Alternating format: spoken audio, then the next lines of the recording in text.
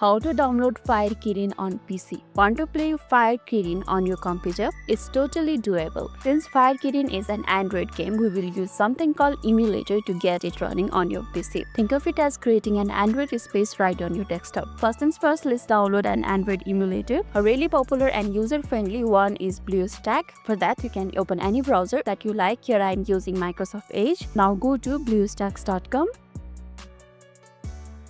Once you're on their website, you will easily spot and download BlueStack button. Go ahead and click on download BlueStacks, and before that you can also see the version of BlueStacks over here and download the BlueStacks that supports your Windows. And you can also see an option for download BlueStacks over here. Tap on it. I'm not tapping on it because I already do have BlueStacks on my PC. So go ahead and download the BlueStacks on your PC, and after it's downloaded, find the BlueStacks installer file, usually in the downloads folder. Double click on it to start the installation. Follow the on-screen instruction. It's pretty straightforward, mostly just clicking next or install. Installation might take a few moments, so be patient. And once the BlueStack is installed, launch it. Let me show you my BlueStacks.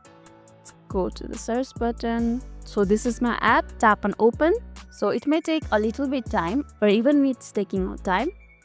Inside BlueStacks, you will see a familiar Android interface. Now, just like on your phone, find the Google Play Store within the BlueStacks. Let's directly go to Google Play Store. Tap on it.